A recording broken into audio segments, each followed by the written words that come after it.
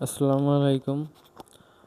আচ্ছা, আরও একটি অঙ্কে আমরা চলে আসছি, অর্থাৎ গতির অঙ্কের এইটা হচ্ছে সর্বশেষ অঙ্ক। সো এটা আমরা দেখতে পাচ্ছি যে 16 মিটার/সেকেন্ড বেগে খাড়া উপরের দিকে নিক্ষিপ্ত একটি বস্তু সর্বোচ্চ কত উচ্চতায় পৌঁছাবে, এই উচ্চতায় উঠতে বস্তুটির কত সময় লাগবে। এখানে জি এর মান দেওয়া আছে 9.8 মিটার/সেকেন্ড স্কোয়ার। আচ্ছা, এখানে আমরা দেখতে পাচ্ছি যে আদি বেগ হচ্ছে কত, শুরু হয়েছিল কত, 25 মিটার/সেকেন্ড দিয়ে। আচ্ছা, এখানে উচ্চতা নির্ণয় করতে বলছে এবং সময়টা নির্ণয় করতে বলছে।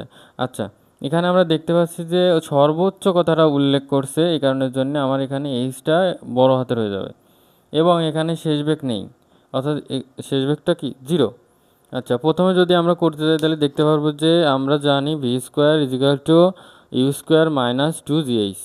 আচ্ছা, এখানে এইচটা সব জায়গায় একটু বড় হাতের হবে যেহেতু সর্বোচ্চ কথাটা বলছে।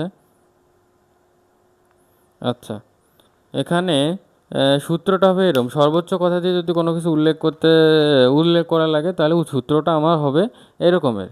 আচ্ছা, এখানে আমরা মানগুলো বসাই দিচ্ছি এবং ক্যালকুলেশন করলে আমরা দেখতেছি 25² করলে 625, এবং এটা যদি করি তাহলে 19.6 এইচ।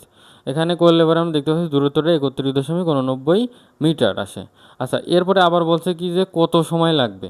এখন সময়ের ক্ষেত্রে v= হচ্ছে u-gt। আচ্ছা, মানগুলো বসাই দিছি।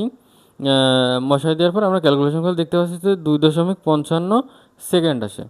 আচ্ছা, এখানে মাইনাসটা কেন আসছে আমি বলছিলাম যে গত যে অঙ্কটা করছিলাম সে অঙ্কটা বলছিলাম যে নিক্ষিপ্ত কোনো বস্তুর সর্বোচ্চ উচ্চতার কথা বলছে। আচ্ছা, খারাপভাবে যদি আমরা কোনো কিছু উপরের দিকে ছুঁড়ি এবং সেটা যদি আবার নিচেই পড়ে, তো সেই ক্ষেত্রে আমার সূত্রটার ক্ষেত্রে মাইনাসটা আর কি, বিয়োগটা আর কি আমার ব্যবহার করতে হবে।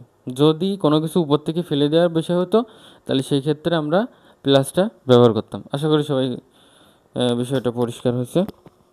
ধন্যবাদ।